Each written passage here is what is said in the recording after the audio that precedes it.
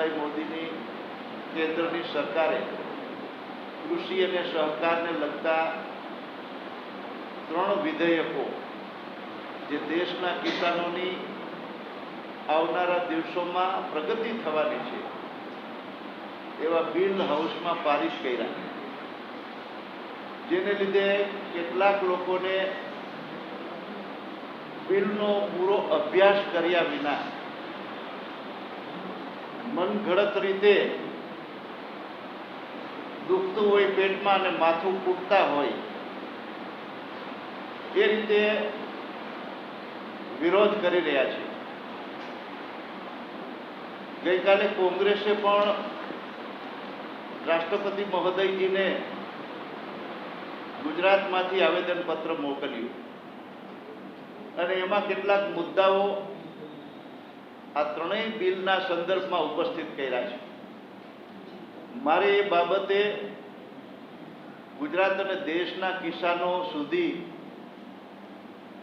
શ્રી નરેન્દ્રભાઈ મોદીના વડપણ હેઠળની ભારત સરકારના કૃષિ વિભાગે જે 3 બિલ કૃષિલક્ષી બિલો દેશના કિસાનોના હિતમાં જે ઠરાવો પસાર કર્યા છે એ બાબતે કેટલીક સ્પષ્ટતા કરવી છે. એક તો હાલની હિન્દુસ્તાનની અંદર 1967ના એપીએમસી એક્ટ પ્રમાણે હાલની વ્યવસ્થા છે. એ વ્યવસ્થાઓ હેઠળ એપીએમસીઓમાં ખેડૂતોના ખેતરમાં ઉત્પન્ન થતા પાકોના લે-વેચના કામકાજો થતા હોય છે.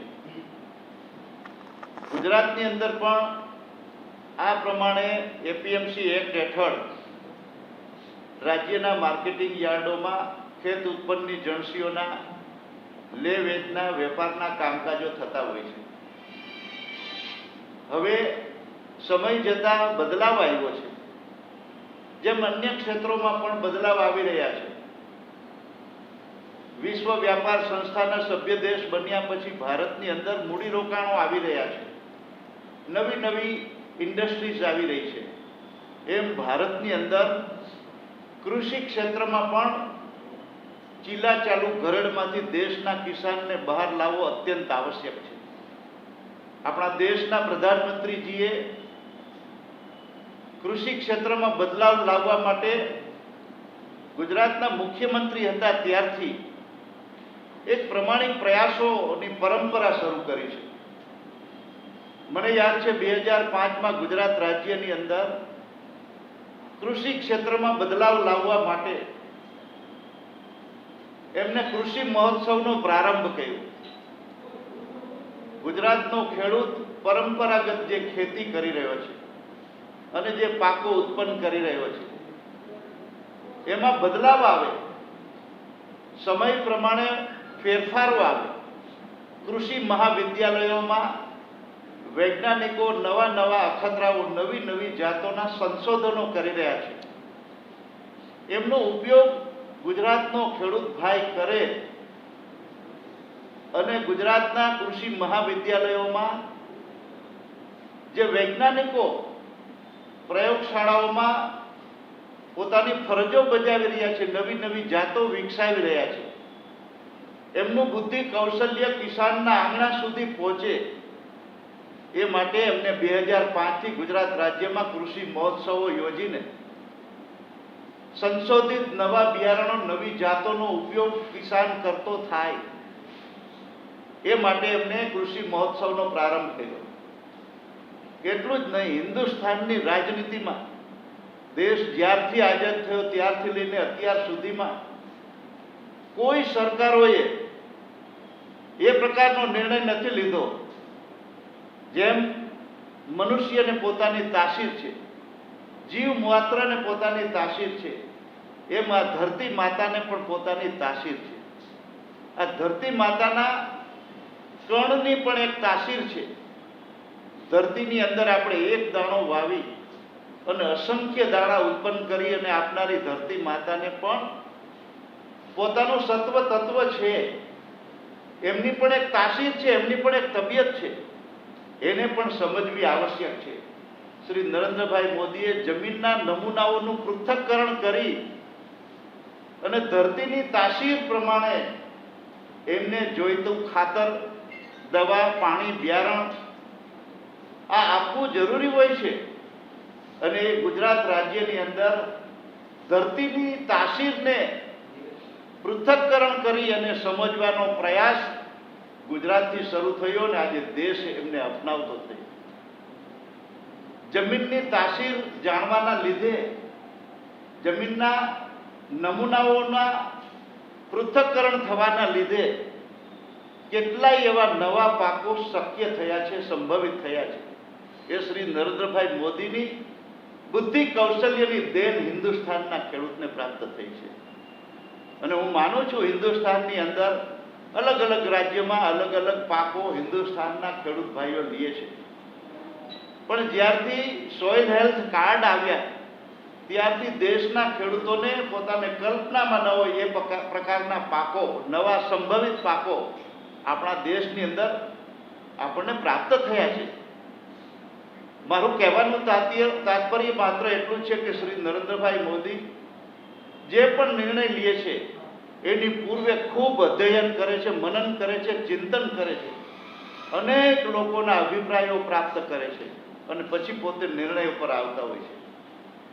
કૃષિ વિષયક આ 3 જે બિલ હાઉસમાં એમને પારિત કર્યા, મને સમજ નથી પડતી કોના પેટમાં શું તેલ રેડાય છે. સાદી સીધી ભાષા એટલી જ છે, એપીએમસી એક્ટની અંદર હાલની વ્યવસ્થા પ્રમાણે જ્યાં બજાર ભરાય છે એવા તાલુકાના ભૌગોલિક ક્ષેત્રનું મુખ્ય તાલુકાના સેન્ટરમાં એપીએમસીની બજાર વ્યવસ્થા જ્યાં ઉત્પન્ન થઈ છે ત્યાં આગળ તાલુકાના ખેડૂતો છે એ પોતાના ખેતરોમાં ઉત્પન્ન થતા પાકો લઈને વેચાણ અર્થે આવતા હોય છે. અને ત્યાં એપીએમસીની વ્યવસ્થા પ્રમાણે હરરાજી થતી હોય છે. ખરીદનારા વેપારીઓ છે એ ઊંચો ભાવ, ઊંચી બોલી કરી અને ખેડૂતનો પાક છે એ ખરીદતા હોય છે. આ વ્યવસ્થા છે. પણ એ જૂના જમાનાની વ્યવસ્થામાં કોઈ બદલાવ ન લાવવો એ કેટલા અંશે ઉચિત? ગુજરાતના ખેડૂતને જે ખરીદનારા વેપારીઓ છે એની મર્યાદા છે અને એમની ખરીદ શક્તિની મર્યાદાઓને ધ્યાનમાં રાખીને એ ખરીદ કરતા હોય છે. પણ હવે ગુજરાતનું ઉત્પાદન 20 વર્ષ પહેલા જે થતું હતું એના કરતાં અનેક ગણું ઉત્પાદન આજે ગુજરાત રાજ્યની અંદર થવા લાગ્યું છે.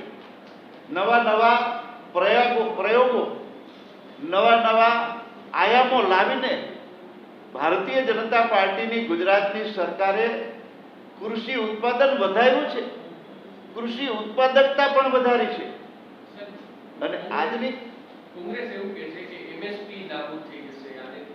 આજની વ્યવસ્થા પ્રમાણે હું બધા જ મુદ્દા લઈ દઈશ, તમારા એક પ્રશ્નના જવાબમાં બધું આવી જશે.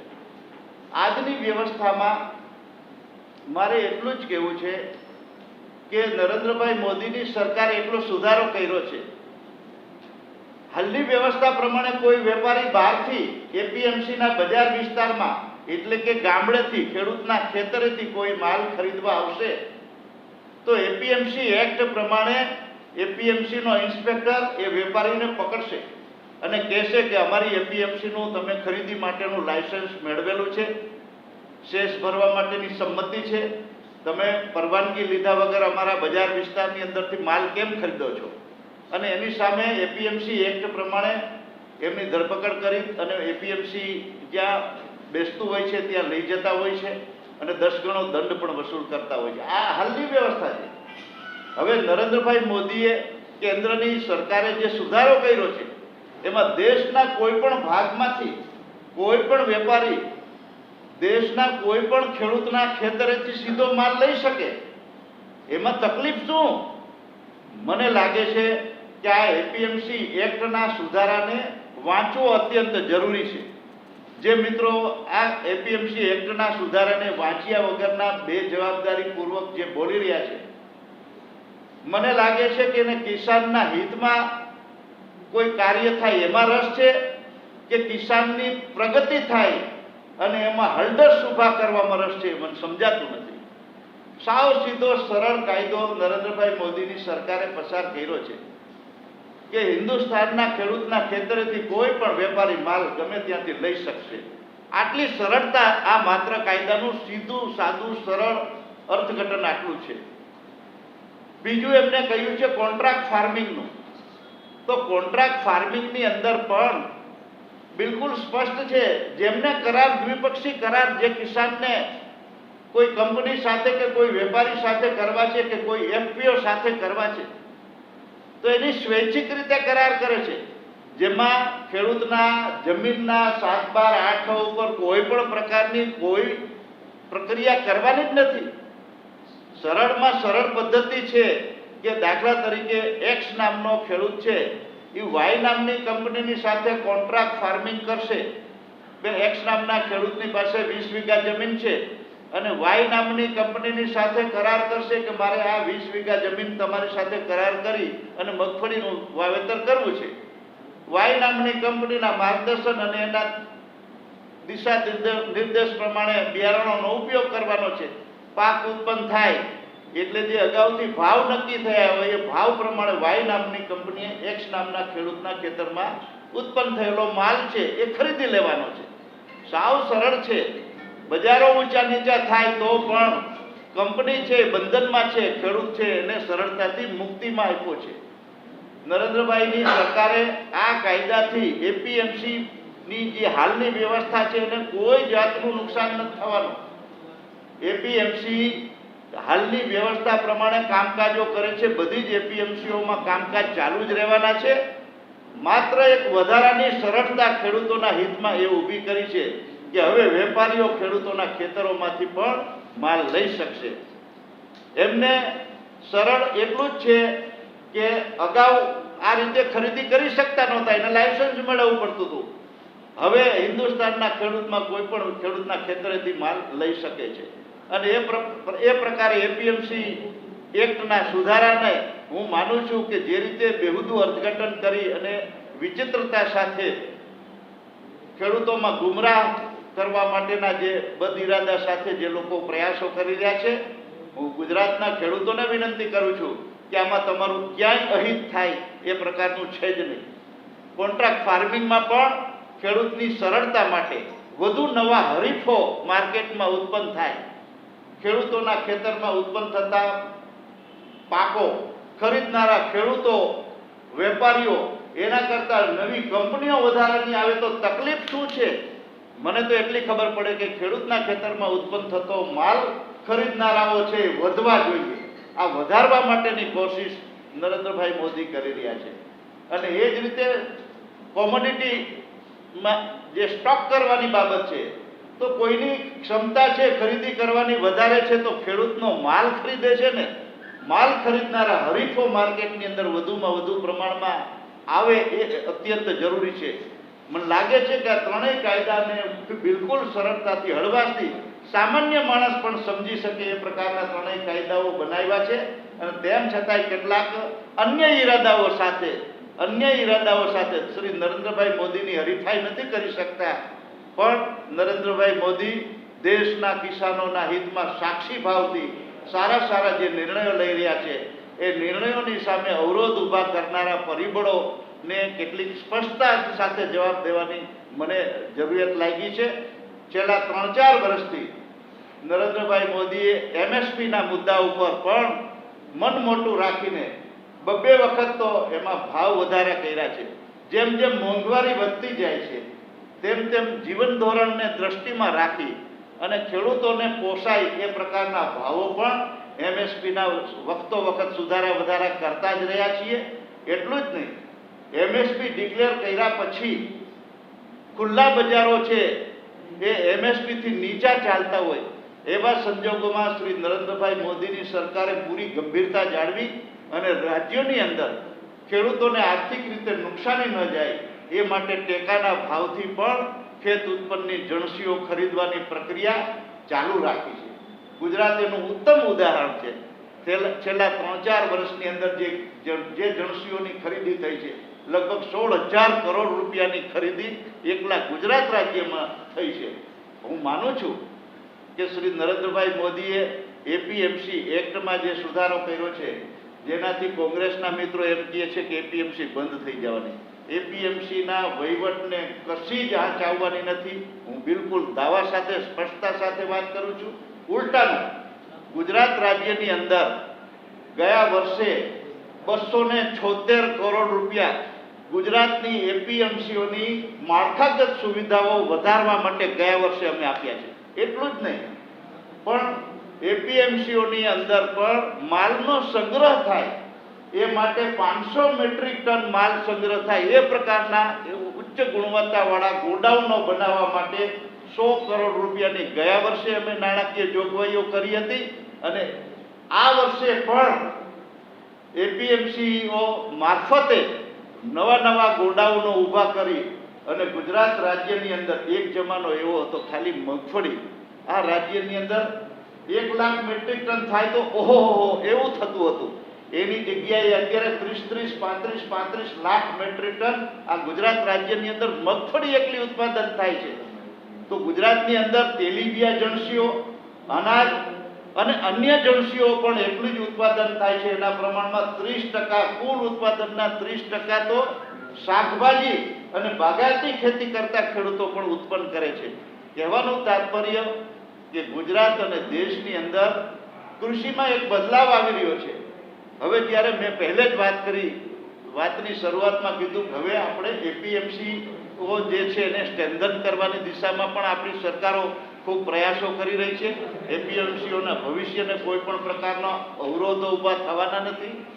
રહી વાત હવે જ્યારે વિશ્વ વ્યાપાર સંસ્થાના સભ્ય દેશ તરીકે ભારત જોડાયેલું છે ત્યારે વિશ્વના 159 દેશનો સભ્ય સમૂહ ધરાવતી વિશ્વ વ્યાપાર સંસ્થાના દેશોમાં ખેત ઉત્પન્નની જણસીઓ જે થાય છે એની આયાત નિર્યાત જે સંજોગોમાં થતી હોય એવા સંજોગોમાં દેશના ખેડૂતોને દુનિયાની સામે હરીફાઈમાં ટકાવી રાખવા માટે આપણી ખેતીવાડીની પ્રવૃત્તિઓમાં નવા સુધારાઓ દ્વારા આર્થિક રીતે ખેડૂતોને ઉત્તેજન મળે એ પ્રકારના નવા નિર્ણયો કેન્દ્રની અને રાજ્યોની સરકાર લઈ રહી છે.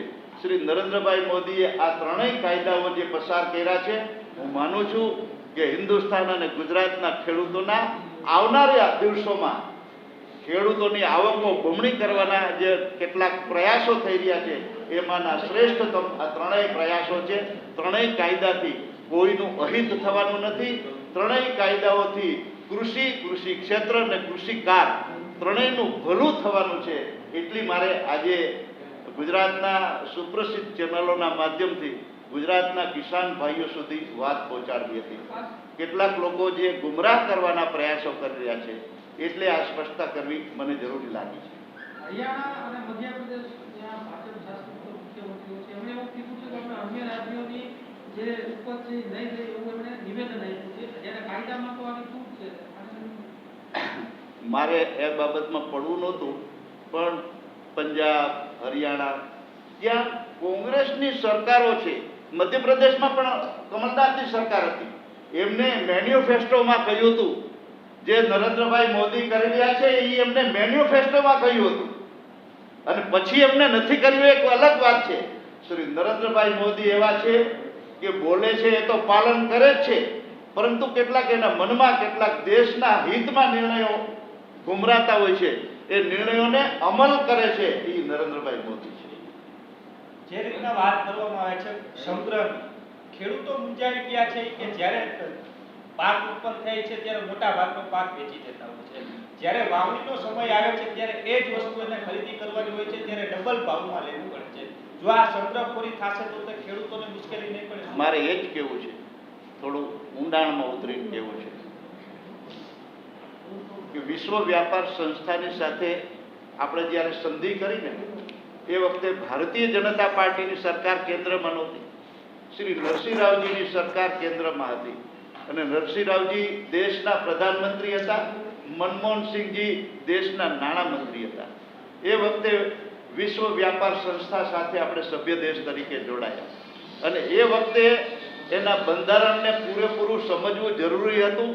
બાયલોઝને પૂરું સમજ્યા વગરના ભારતનું સાર્વભૌમત્વ અને ભારતનો બાપીકો બિઝનેસ એની સંપૂર્ણ નાની તલસ્પર્શી બાબતોને ધ્યાનમાં લઈ અને કેટલીક પૂર્વ શરતો સાથે વિશ્વ વ્યાપાર સંસ્થા સાથે જો આપણે કરારો કર્યા હોત ને તો આજ આપણે 159 દેશની ધરતી ઉપર ઉત્પન્ન થતી જણસીઓની સામે હરીફાઈમાં આપણો ઉદ્યોગકાર હોય કે કૃષિકાર હોય એને હરીફાઈમાં આપણે જ્યારે ઊભો કર્યો છે ત્યારે મારે એટલું યાદ કરાવવું છે કે વિશ્વ વ્યાપાર સંસ્થાની સાથે આપણે સભ્ય દેશ તરીકે જ્યારે સંધિ કરી એ વખતે ચાઇનાની સરકાર પણ વિચારણા કરતી હતી કે આપણે પણ જોડાવું જોઈએ.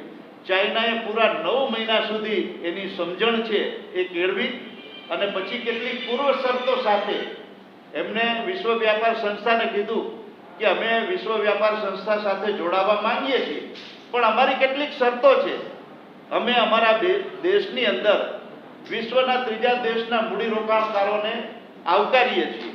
અમે અમારા દેશની અંદર ઉપલબ્ધ જમીન આપશું ટોકન ચાર્જથી, ઉપલબ્ધ રો મટીરિયલ પ્રોવાઈડ કરીશું, અમારું સ્કિલ્ડ છે અનસ્કિલ્ડ પણ હશે એ પણ અમે આપશું, સ્કિલ્ડ પણ અમે પ્રોવાઈડ કરીશું. અમારી શરત માત્ર એટલી છે કે અમારા દેશની ધરતી ઉપર તમે જે ઉત્પન્ન કરશો એ ઉત્પન્ન થયેલો ટ્રેડ થયેલો માલ છે એ વિશ્વના ત્રીજા દેશની અંદર તમે નિકાસ કરી શકશો, પણ એનું માર્કેટિંગ અમારા દેશની ધરતી નહીં હોય. એનો અર્થ એ થયો કે એમને પોતાના બાપિકા બિઝનેસને સુરક્ષાનું કવચ આપ્યું. એમ ભારતે પણ નરસિંહ રાવજીની કોંગ્રેસની સરકારે જો ધાર્યું હોત તો હિન્દુસ્તાનનો ખેડૂત અને હિન્દુસ્તાનના ઉદ્યોગકારને એક સુરક્ષાનું કવચ પૂર્વ શરતોના આધારે આપી શક્યા હોત. આજે વિશ્વના દેશોની અંદર ઉત્પન્ન થતી ચીજો થ્રો થાય છે, ભારતની અંદર આયાત થાય છે, અને એવા સંજોગોમાં ભારતના પ્રત્યેક વ્યક્તિને પ્રત્યેક ઉપભોક્તાને આ દરેક ચીજ સ્ટ્રગલ કરવી પડે એવી સ્થિતિ નિર્માણ થઈ છે. અને એની ભૂલ છે કોઈકે કરી છે. ભારતીય જનતા પાર્ટી આ બધી જ પરિસ્થિતિઓમાંથી લોકોનું આર્થિક જીવન સ્તર ઊંચું આવે એ માટેના પ્રયાસો અને એ પ્રકારે કાર્યવાહીઓ સરકારોના માધ્યમથી કરી રહી છે. ખાસ કરીને ઇસ્યુમાં જે રીતે લવ જેહાદનો કાયદો